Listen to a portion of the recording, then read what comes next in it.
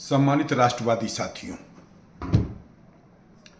इस समय social media पर मुगल सल्तनत के छठे अत्यंत क्रूर शासक औरंगजेब के नाम पर चर्चा का बाजार गर्म है। सभी को अवगत ही है कि यह औरंगजेब, जिसने अपने पिता को बंदी बनाकर अपने 3 भाइयों की हत्या करके गद्दी पर बैठा था, यह सबसे क्रूर मुस्लिम शासक था जिसने अपने शासनकाल में अनेकों मंदिरों को ध्वस्त करा करके मस्जिद बनवाया था। हिंदुओं से जबरन तलवार के बल पर धर्मांतरण करवाया था। लेकिन आज हमारे समाज का एक दुर्भाग्य है कि अभी भी हमारे आपके बीच में कुछ ऐसे छिपे हुए देशद्रोही गद्दार किस्म के नेता पड़े हुए हैं जो औरंगजेब जैसे क्रूर शासक को, इसको पापी, अधर्मी, कुकर्मी, जितने भी असंस्कारी उपाधियां हैं वह भी दिया जाए तो इस पापी के लिए कम होगा जिसने छत्रपति शिवाजी महाराज के पुत्र संभाजी को 40 दिनों तक कड़ी यातना दे करके उनको मरवाया था। लेकिन फिर भी ये कुछ कमीने टाइप के नेताओं, एक अबू आजमी है समाजवादी पार्टी का विधायक महाराष्ट्र का, उसने अपना आदर्श रूप में औरंगजेब को माना है, औरंगजेब की प्रशंसा किया है। देखिए, यही समझने की बात है कि वास्तव में हमारे आपके बीच में गद्दारों की किस प्रकार की, एक कांग्रेस का सांसद है मसूद, उसका पूरा नाम हमको नहीं मालूम है, जो है उसने भी जो है औरंगजेब की प्रशंसा किया है। इन पापियों को, इनको तो खड़े हो सरेआम बीच चौराहे पे खड़ा करके इस प्रकार के नेताओं को जूतों से मार करके इनको सबक सिखाना चाहिए जो इस औरंगजेब जैसे व्यक्ति की प्रशंसा कर रहे हैं। यही है हमारे, देखिए, हम वास्तव में सच्चे मायने में हिंदू से बड़ा सेकुलर तो कोई हो ही नहीं सकता है। कंस भी, देखिए, 2 मामलों में समानता है। कंस ने अपने बाप को बंदी बना करके और राजगद्दी हासिल किया था, और औरंगजेब ने अपने पिता को बंदी बना करके अपने भाइयों की हत्या करके गद्दी पे बैठा था। लेकिन फिर भी हमारे तमाम मुगल नेता कह लें या लोग कह लें या कट्टरवादी इस्लाम के कट्टरपंथी लोग कह दें कि वो अभी भी इस प्रकार के पापी, अधर्मी को, नीच को, महापापी को जो है आदर्श मान रहे हैं। और वो सामान्य व्यक्ति नहीं है, वो जनप्रतिनिधि हैं, वो विधायक हैं, वह सांसद हैं। लेकिन आप बताओ, क्या किसी हिंदू ने, कोई भी कहीं से भी आप बता दीजिए, किसी हिंदू ने आज तक कंस को अपना आदर्श माना? कंस की कहीं पूजा किया? कंस को राक्षस के रूप में, व्यभिचारी के रूप में जो है माना गया, और कहीं भी उसकी प्रशंसा करने वाला एक हिंदू, एक सनातनी कहीं नहीं मिलेगा। लेकिन इन पापियों को अकबर जैसा क्रूर, 1 नंबर का हरामी शासक, उसके भी प्रशंसक हैं, महान बना दिया गया उसको। अकबर महान था। अभी हमारे एक प्रकार से गुरुतुल्य आदर्श अश्विनी उपाध्याय जी ने भी अकबर के ऊपर अपनी टिप्पणी दिया है, एक सभा को संबोधित करते हुए। जो आज हमारे हिंदू समुदाय में रात में शादियां हो रही हैं, उसका सबसे मूल कारण यही इसी अकबर को माना है।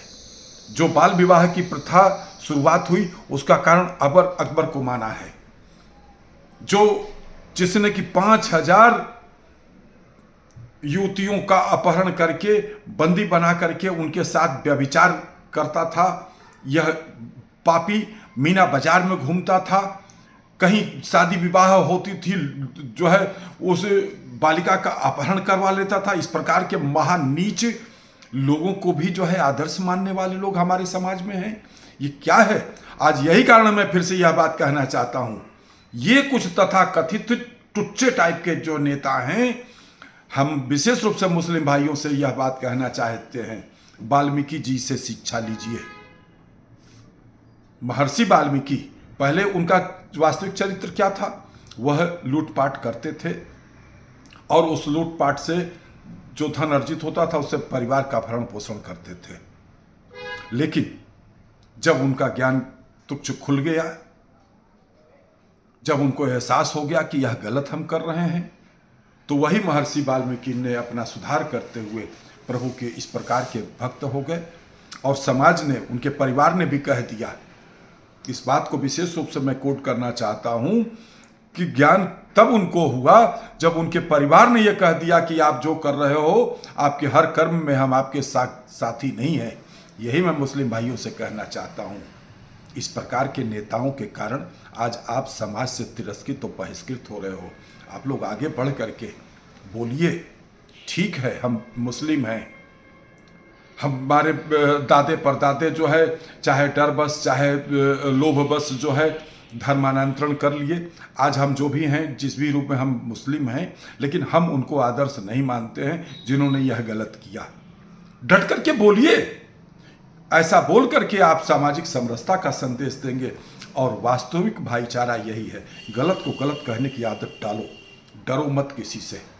आज हिंदू समुदाय, हिंदू धर्म, सनातन धर्म इसीलिए महान है कि हम लोगों ने रावण को अपना किसी भी रूप में आदर्श नहीं माना, कंस को आदर्श नहीं माना।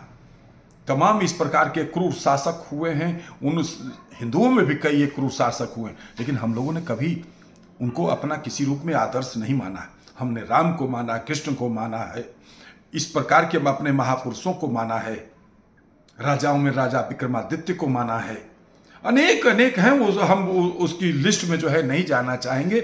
इसलिए मैं फिर से यह बात कहना चाहता हूं इस मांग के साथ कि औरंगजेब की कब्र को उखाड़ करके फेंका जाना चाहिए। मैं महाराष्ट्र सरकार से अनुरोध करना चाहता हूं। और साथ ही में दिल्ली में भारतीय जनता पार्टी की सरकार आ गई है।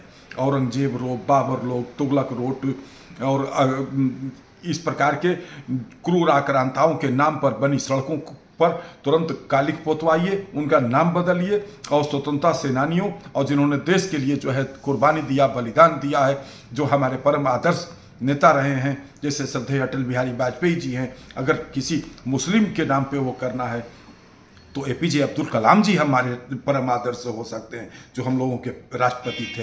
उनके नाम पर जो है सड़क बनाने का काम करिए, उनके नाम पर सड़कों का नामकरण किया जाए। और इस प्रकार के जितने भी पूरे देश भर में, बल्कि देश भर में स्थानों का नाम भी जो है जहाँ कहीं भी इस प्रकार के पापियों और धर्मियों के नाम से नगर हैं, जिले हैं, उनका सबका जो है एक अध्यादेश ला करके नाम बदला जाए।